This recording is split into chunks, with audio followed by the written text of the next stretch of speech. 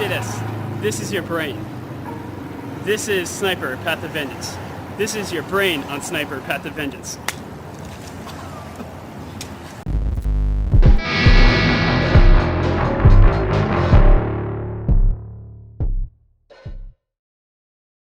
Hey! So this time we're doing some certified jank. Sniper. Or Sniper, Path of Vengeance, as it is known in English. This game had already been briefly featured on this channel in the Polish abandonware video, and ever since that quick look at the game I just knew I had to play it till the end. Right from the moment I first saw the name Sniper in the Polish abandonware archive, it cracked me up. I realize it's a completely normal Polish word, but I cannot see it as me man-spelling. And what a game it is. I expected some shovelware trash, but the first level of the game left some nice impressions on me. The game starts with RPG-esque character creation where I can invest points in some base stats and weapon skills. The dark rainy environment has a cool mood. I can go talk to a hooker or steal some wine from a hobo, and then proceed to cure him of poverty using a bullet. Sniper isn't just some janky shovelware, it's an immersive sim. A Polish Deus Ex, if you will. Well, the older one. Sniper, Path of Vengeance, is a short game, and it's a pretty wild one. My plan here is to go through the whole game commenting on things as they come up. So, in case anyone's planning to play this monster of a game, there will be spoilers in this video.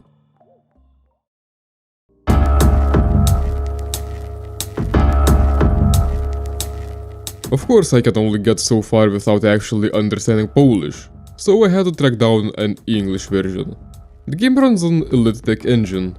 I'm not afraid of jank, but that engine, it scares me. The few games that I played that were running on Elite Tech were always a terrible mess to run. Most infamously, Might and Magic 9 must be among the most complicated things I had the displeasure of getting to work. Sniper, however, ran more or less fine, or at least the Polish version did. It had the issue of consistently crashing upon alt-tabbing, same as Might and Magic 9, but it worked. When I first installed the English version, I had a feeling that something was wrong. The game was oddly silent, and nothing seemed to really work. The game was straight up unplayable. That's the 1.0 version for you. I managed to track down a patch and now the game is functional, but still silent. Turns out even when patched, the game would always boot up with sound effects and voiceover off, and every single time I would have to turn them on manually. The jank begins. With all that sorted out, I can finally play this Polish response to System Shock and Deus Ex. I arrive in some vaguely Eastern European town, but apparently it's not quite Poland because the signs use regular V's instead of W's, which I've been told are not a commonly used letter in the Polish alphabet. That sounds... no. Okay. It uses V, which is not a letter that exists in this language. If you can recognize the language, I'm curious to know what it is.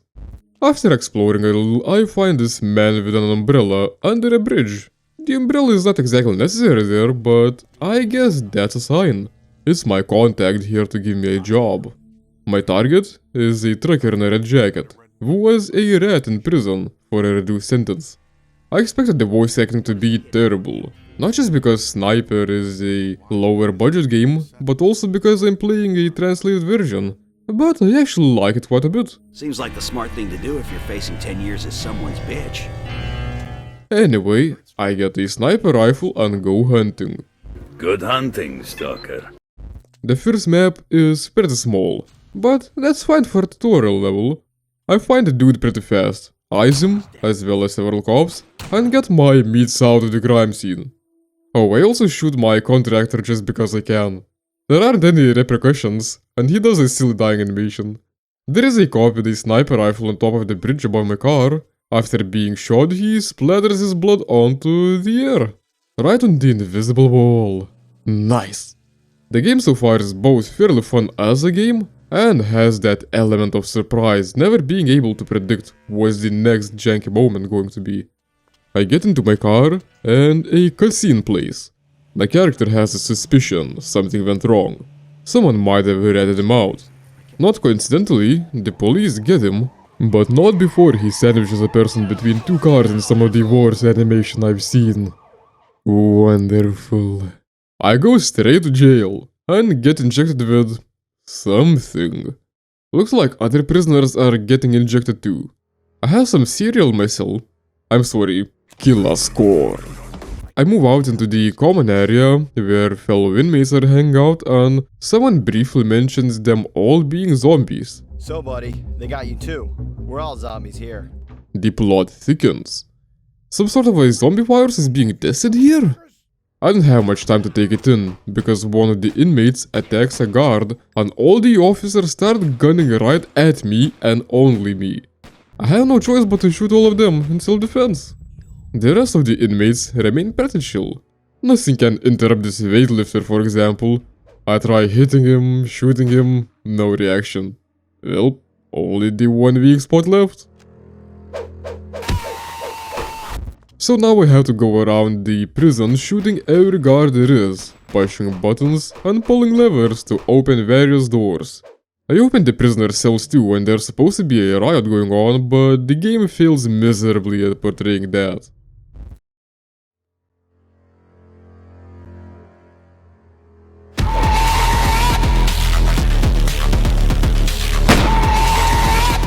At this point the game turns into a pretty regular corner cop shooter.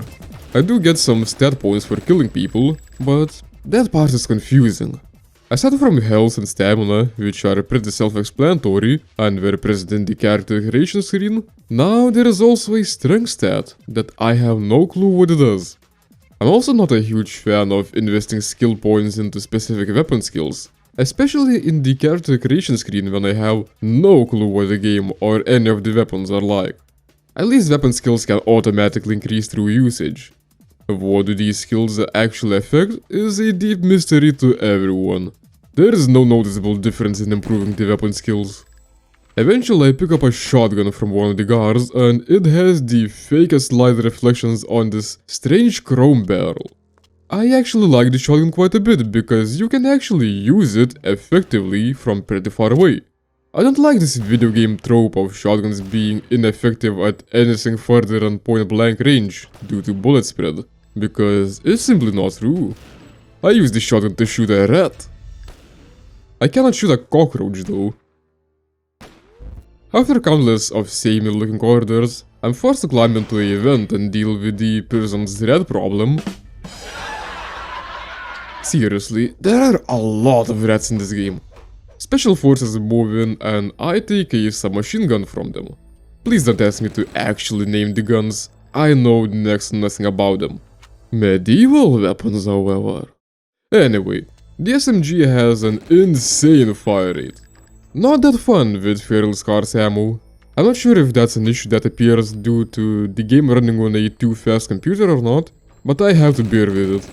By the way, enemies in this game are almost always hiding behind corners and closed doors, and they sometimes spawn from seemingly nowhere in places you've already been, so save often.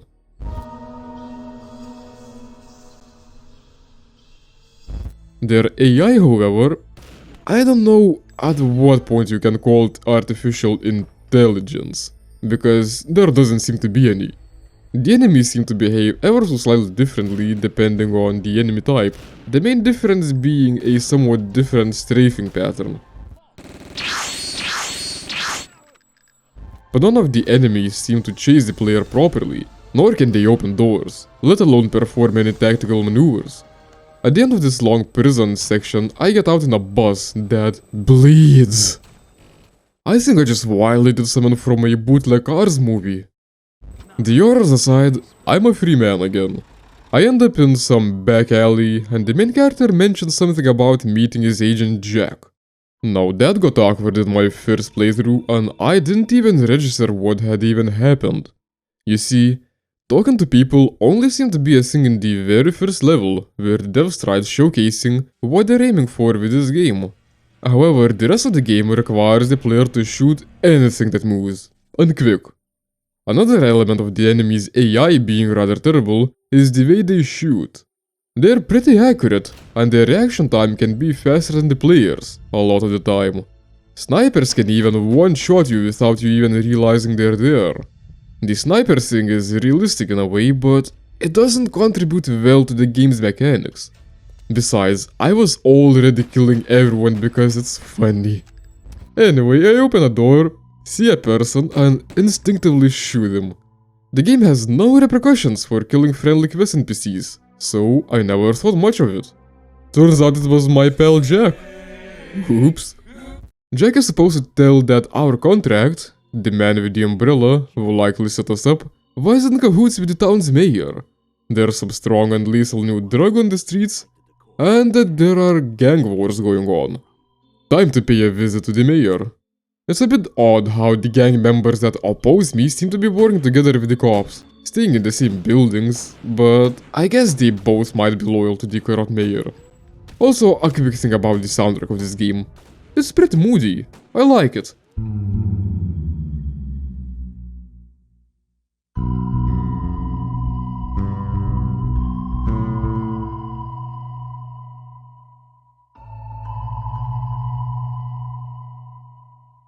But it's far from perfect like the rest of the game. Most of the tracks would have some funky instrumental motives, like jazzy bass solos or creepy church organs.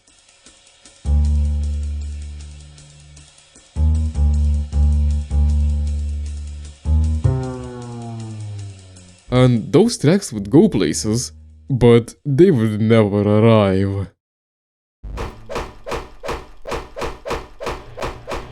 Ah, the true Eastern European experience. After mindlessly killing a lot more cops and gangsters, I finally arrive at the mayor's estate, and it's pretty snazzy. Pretty ironic seeing all the Lenin memorabilia in this place, but I guess that's how these things go. I love Lenin. I guess it only shows that Poles' attitude towards Russians hasn't changed much throughout the years. But making the bad guys corrupt commie Russians is a bit on the nose, no? I didn't realize at first, but this is another place that allows peaceful dialogues. Or at least it allows an attempt at a peaceful solution. I managed to trick the guards, but due to the dumb AI and the narrow corridors, I quite literally cannot squeeze past them. Welp, time to introduce them to my boomstick. I catch up with the mayor, and his voice acting is some divorce in this game. Speak up, or I'll spray your head across the wall. Who do you work for? Don Vassal, go to the abandoned monastery. You'll find him there. He admits that he was conducting some experiments in the prison, and that a gang leader called Don Vasil might know more. The mayor is just a corrupt slime bastard that poses no direct threat, but these machinations have to stop. I move on to the Russian mobsters to deal with Don Vasil, and this area is nasty. It feels like one of those very rare cases in this game where sniping would actually come useful, since it's a fairly open area and there are other snipers. But, and that's a big but, the view distance is way too short to snipe effectively. The fog, however, does not impact my enemy's accuracy whatsoever. So I can be very quickly dealt with by dudes right in front of me that I'm too short-sighted to see. This must be among the worst sniper-themed games in existence.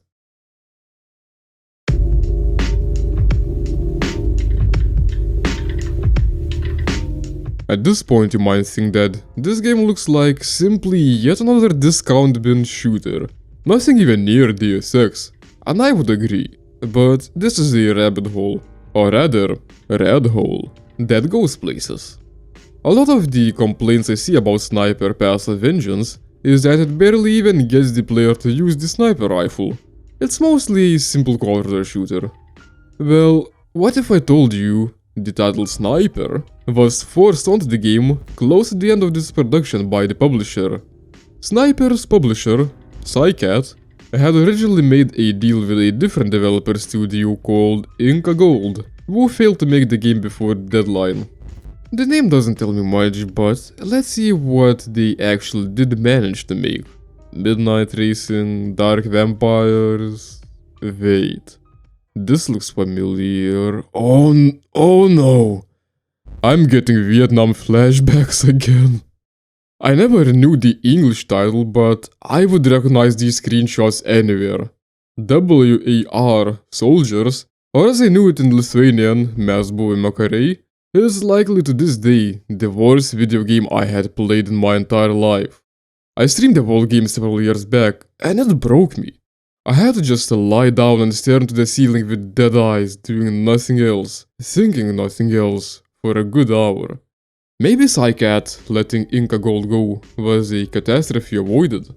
In their stead, they made a contract with Mirage Interactive, who were already working on a game directly inspired by Deus Ex and System Shock, called Red Hunt, and were looking for a publisher.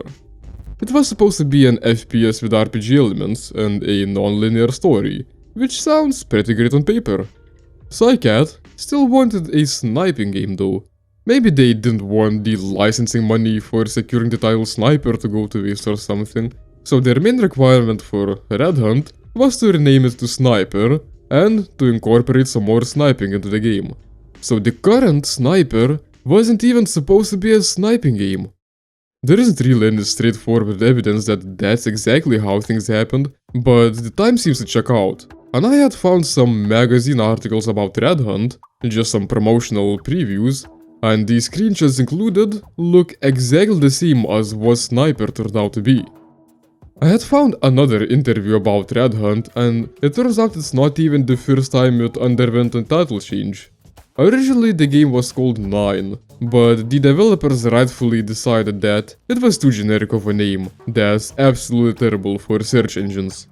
The rest of the interview felt rather insincere, being packed with sarcastic jokes like 800 Chinese girls working on the game, but I can at least say that Red Hunt actually feels like an infinitely more interesting and fitting title for the game.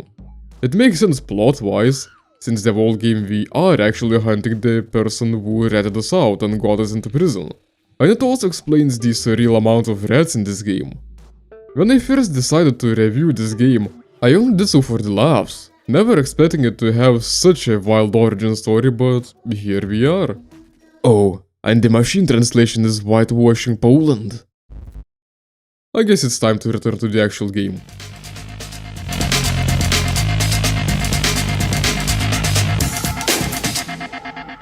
The monastery level we left off at is one of the more annoying levels in the whole game, mostly because of those snipers I had mentioned previously. There are quite a few of them and I had to pretty much memorize their locations by trial and error so I could shoot them faster than they do me. Eventually I get caught from behind by this Stella chick. The protagonist gets a little flustered upon seeing the first woman that isn't a hooker, at least I assume so, and introduces himself by name. This isn't business, it's personal. They call me the sniper. Dominic. Wait. Dominic? That's me! I thought I was feeling some uncanny connection to the dude. He's literally me, for real. It's not clear who this Stella is exactly, how does she know me and why would she want to help me, but she informs me that I'm a big dum-dum, because Don Vasil is already dead, and I'm here for nothing. Don Mario killed him, and by Dominic's flawless logic, I must go after Mario now, because he now must be the one to run Vasil's drugs. Okay then. I get sniped several more times in this level and have to sit through the dialogue again. I sorta like how the dialogue system is made in this game. It doesn't pull me out of the game with some menus or cutscenes, it's seamless, and I can still move around and stuff while talking. I really like when games do that. Somehow that sort of thing is still not all that common, and it's one of the few things I actually liked in Cyberpunk 2077. Anyway, I select the dialogue options by aiming up or down and clicking. Since I had already heard the dialogue, I just clicked the mouse repeatedly to skip stuff and oops, I shot Stella right in the face. And now it's game over. Stella is the only person in the entire game I'm not allowed to murder. I don't even know what to think of that. After that mess, I get to the bar, where I'm supposed to meet Stella for further discussions, and she has a lighter out just for indoors. That's a neat unexpected detail. She tells me she can help me get to the Italian mobsters and that their leader Mario owns the police. The bartender directs me to this old mafioso Marloni down the block. I tip him with a bullet. Since we're in a bar, let's take a look at more of the consumables in this game. Aside from actual first aid kits and bandages, I pick up a lot of snacks to replenish my health. The textures of the consumables are very low resolution, so I initially thought they're actual trademarks put in the game without permission, but upon further inspection, it turns out it's Red Cola, Heineken beer, and Smirnoff vodka. The best food items are steaks that look so rare they're legendary. Aside from those, there are also apples with worms and stuff like that. I can also find some pills or syringes that temporarily reduce my pain reception or increases health. He fights drugs and uses drugs. Here I also find out that vending machines explode way easier than gas tanks. Also, the heat detection can be really wonky sometimes. Some people mention that the blank grey skies in Sniper are unrealistic, but I beg to differ. That's painfully accurate to skies in Eastern Europe in real life. When I found Marloni, I shot the dude instinctively again. It didn't stop the game, but I decided to reload the game in order to not miss out on info. It's very unusual how most of the cupboards and cabinets in his apartment can be opened, unlike in the rest of the game. A new machine gun can be found there, which is likely my favorite rapid-firing gun in this game because it's not as insanely fast. Anyway, Marloni promises me some information about the new drugs on the streets in exchange for a statue owned by the Chinese mafia. Apparently, the statue holds the recipe for that drug, which is also a virus, and the Italians somehow managed to lose it. After hearing that I'm infected with the virus, Marloni immediately tells me to get the hell out. You're infected? Hey, get out of here. Forget the job. Don't worry, if the COVID pandemic has taught me anything, it's how to quarantine properly. I simply need to administer a vaccine called Bullet to everyone who comes into contact with me. Then I go to the sewers in search of the Chinese, because of course that's where they dwell, and encounter one of the stranger graphical glitches I've seen. At first I thought it's just very weird reflections on these pipes, but the entire texture is actually moving. And that's the only object that has this happening in the whole game. Anyway, remember when I said the voice acting is pretty decent in this game? I take my words back after hearing the Chinese.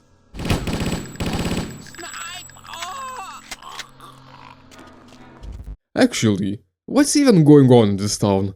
It's supposed to be some Eastern European place, and those are not exactly booming with diversity, and reasonably so. Why would anyone want to move there?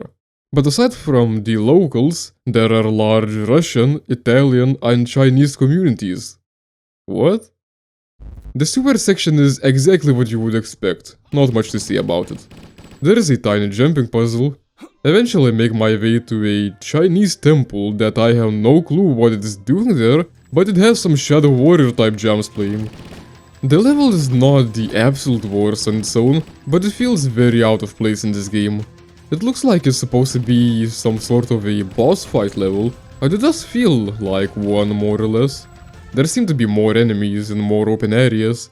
It's an intense shootout, and in the end there's one dude who seems to have built up quite the bullet tolerance. That doesn't stop me from snatching the statue, it's a kitty, and getting the hell out of that place. Then I drive to a place where Marloni apparently arranged to meet me, but he's dead. I made sure of that.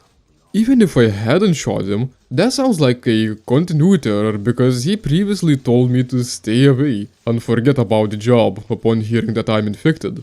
There were no arrangements. That doesn't matter much though. I do not know why I'm here. All I know is I must kill. I guess Marloni told the Italians to just shoot me, so I'm going after Mario again to stop them?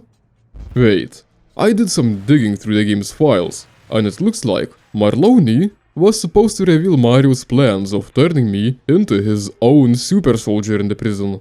However, I'm not sure if the game actually accounted for Marlone being dead, or were the voice lines never used, because there were multiple voice lines in the game's files from, I assume, non-existent demo version that were way lower quality and even more ridiculous sounding than the final voiceover.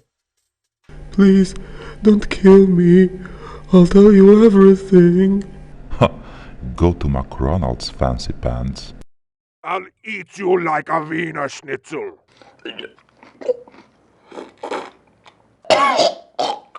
It's 1,398,894. Please leave me be.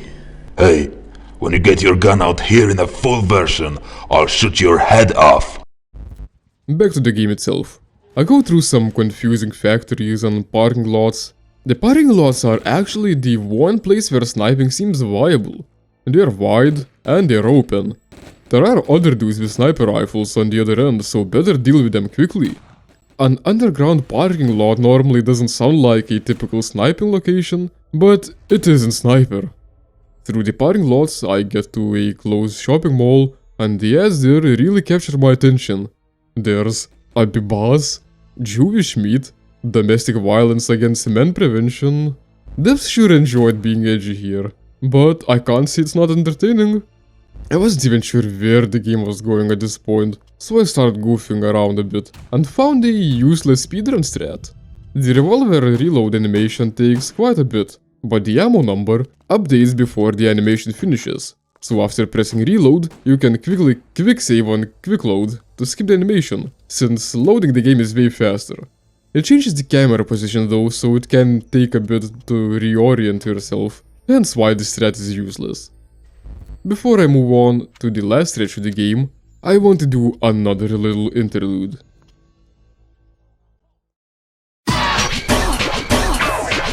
With Sniper being as much of a shovelware game as it is, you might imagine it wouldn't leave much of a legacy behind itself, and you would be correct.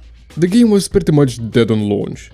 Surprisingly, the one thing that kept the game somewhat relevant many years after its release is Hungarian memes.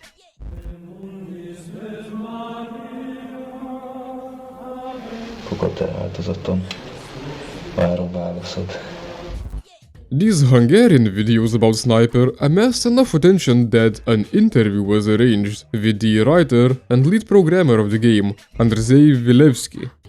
I think I'm going nuts, but that name rings a bell. Oh no. This fella right here later became the writer and lead programmer of Chernobyl Commando, a game so bad it was pulled from Steam. I streamed that game too, and if w.a.r. Soldiers was the game that made me suffer the most, Chernobyl Commando must be the game that was the most technically broken. There wasn't a level in the whole game where I haven't experienced game-breaking issues. Sniper doesn't seem nearly as bad, so somehow this guy managed to get worse than he used to be. Psycat might have won absolutely nothing by hiring Mirage in place of Inca Gold. I swear, when I chose to make a video about Sniper, I had no clue about any of this. I just picked a game from the Polish abandonware archive completely at random, tried it, and thought it would be funny to enjoy this lab jank. And now it turns out this game is connected to multiple games I had covered previously that also happened to be among the worst gaming experiences I had witnessed. My brain is imploding right this moment. What an introduction for a man before his own interview. I feel a bit bad about it, but gotta be honest here. The interview is originally in Hungarian and in video format, so the great majority of English speakers, me including, Aryan people at the origin country of the game might never understand it, let alone find it themselves. But I just so happen to have a network of personal translators, so I have some of the interview translated and I will shamelessly steal it for my own video. What inspired the gangster story and the atmosphere of the levels? The game was originally meant to be a horror story about a detective who enters the nightmares of recently deceased people. This, however, was changed, but we attempted to maintain a serious and dark atmosphere still. We kept the main protagonist intact with minor changes, adding the prison mafia framework to the game.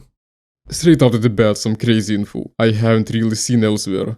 with my non-existent Polish skills anyway. A horror game about entering dead people's minds to solve crime sounds like so much more of an interesting premise. And if that was in immersive sim format too, that could have blown a lot of competition out of the water, I'd say. Shame those were only unrealized dreams. Whose idea was it for the pop culture references, and have they planned anything similar? Most of it was mine, as were the dialogues. Of course, we had great ideas for the sequels. Mirage went bankrupt before we could make the game, so our plans did not see the light of day. Why did the most infamous bugs like the bleeding bus, the ability to levitate by pressing jump really fast, or getting stuck in the late game elevator occur? Sniper was developed using an unfinished build of the Lithtech engine. The engine was still in alpha when we started development. It was so buggy that the earliest version of the game had to save, exit the desktop, and automatically restart the game after every level. Otherwise, it would have crashed. From my previous research, I know that Sniper runs on Lithtech Jupiter, which happens to have been developed as an alternative to Lithtech 3, and that engine was apparently incredibly buggy. If that's what Andrzej means by unfinished build of the engine, some of the issues could in fact be the engine's fault. This is my speculation though. Mirage adopting a Lithtech engine early on was something they kept boasting about too. A new fancy western game engine. Looks like it did not turn out quite as cool as planned. Why are the gangster characters wearing such strange pieces of clothing? We tried to showcase the different nationalities of gangsters, and I think we succeeded in that front. My favorite is the gangsters who wore jackets with I Love Lenin on the back. We wanted to emphasize how these are Russian communist bad guys, giving you more of an incentive to shoot them. Yep, my observation was correct. Take that, commies. The game was originally meant to be an RPG called Red Hunt. What was the original concept, and what happened with that iteration? The original concept was called 9, because you would have had to solve 9 murders by entering 9 nightmares, unveiling them. We abandoned the idea and turned the game into a shooter about gangsters, Rat Hunt. Then, we added a more intricate story, more dialogue and personality, and renamed it the Sniper. Huh, this one sounds really backwards. How in the world is Sniper's story more intricate? It's barely there. Maybe the original concept wasn't as good as it sounded then. Or maybe Andrzej is just trying to save face here. Anyway, that's not quite the entire interview, and there might have been some translation issues, but I hope this is enough to paint the general picture of the information that only surfaced years after the release of Sniper: Path of Vengeance. Sponsor break. I'm not sponsored by anyone, so I do whatever I want. But I could be sponsored by none other than you. I have now opened a Ko-fi account, and your donations would be greatly appreciated, so I could continue doing whatever I want with these videos.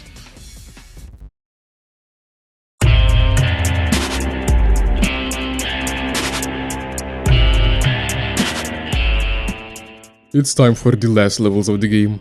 After some annoying shootouts with nonsensically placed enemies, I make my way into some huge skyscraper building. If you've ever wanted to experience the lobby shootout scene from The Matrix yourself in an FPS, look no further. If you ever wanted to see multiple floating police batons, this level has those too. The special forces guys that I had to fight in this level are pretty tough. They take more shots to kill than the regular mafia goons due to having actual armor, and they all have machine guns too, which are formidable. Things got especially tense because these guys made me burn through my ammo faster than I could acquire it. I even had to use the Uzi, which I barely even touched due to it chewing through bullets at ludicrous speeds.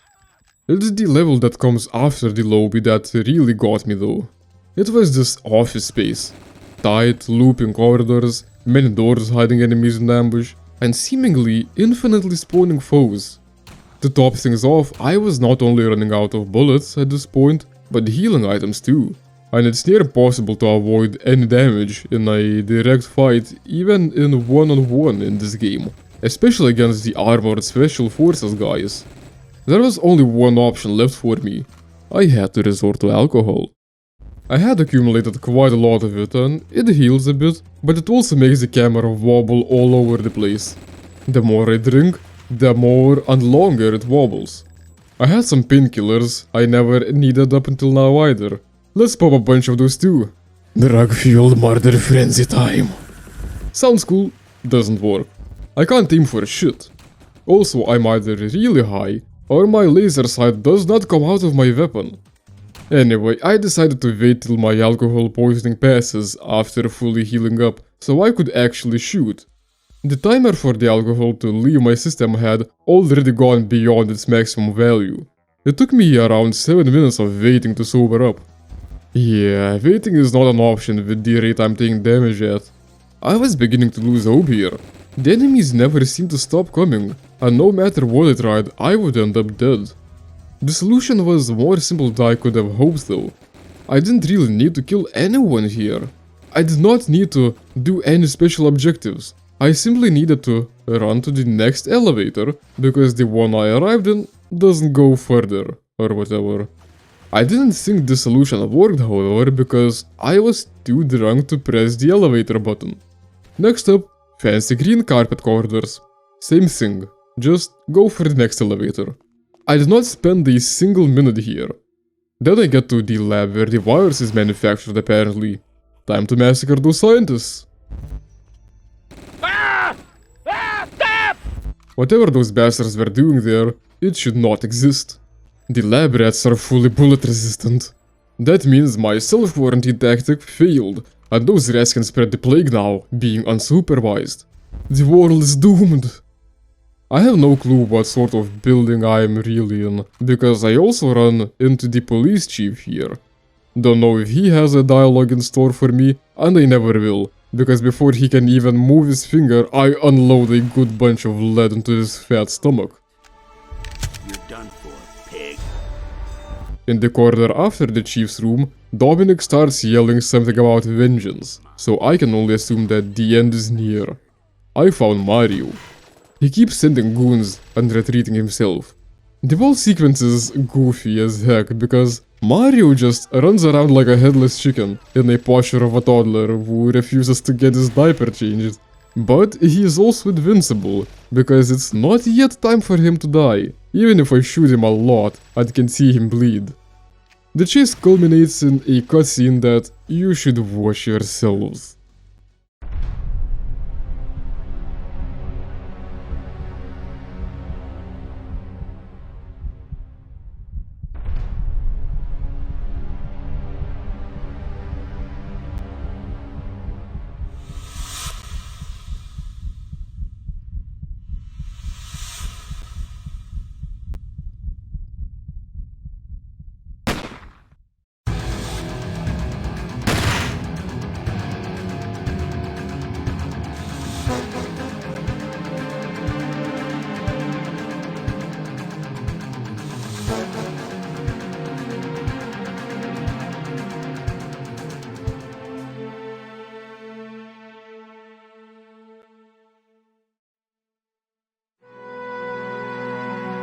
Dominic!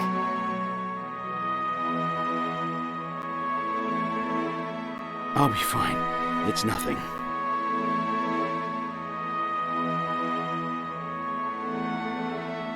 Look what I found in the lower labs. You're gonna be okay. Stella, Drop your weapons! Step aside now!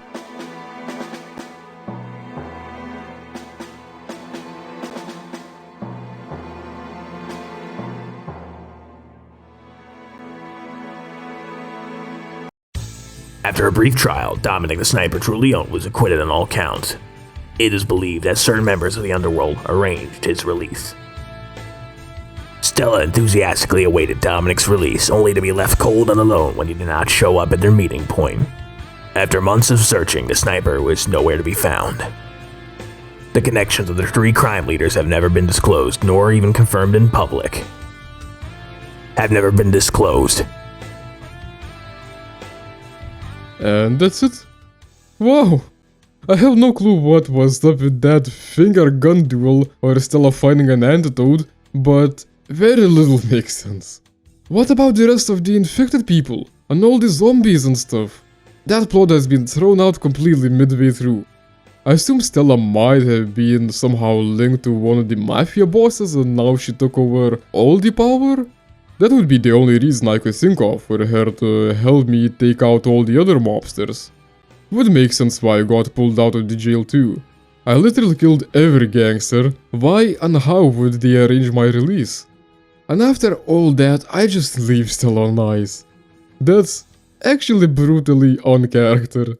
I'm not even gonna get started on all the text errors in the 3 little ending slides. And that's Sniper, ladies and gentlemen. The game that could have been way more than it is, but also is way more than I expected. It's by no means a good game, and there is no good reason for me to recommend it, but at the same time, it's one of those perfect examples of Jank for me. No matter how incompetent the game is, it kept entertaining me the whole way through, way more than it had any right to. Sniper has that constant unintentional comedy in a small package of under 4 hours, so it never becomes unbearable. It's a kind of game I end up really remembering well, just for the sheer stupidity of it. It hasn't delivered on its promises of being an immersive sim or a supernatural detective story, but at the same time it felt like it was destined for me to play Sniper. I still find it unbelievable how something so random ended up closely linked to some of my dumbest gaming experiences ever. Games so bad they haunt me to this day. And even more so, games I already covered on this channel and did not even expect to play anything similar because of how terrible they were. Sniper for once was at least fun. Thank you for watching, hope you enjoyed this piece of Jank, and see you in the next video.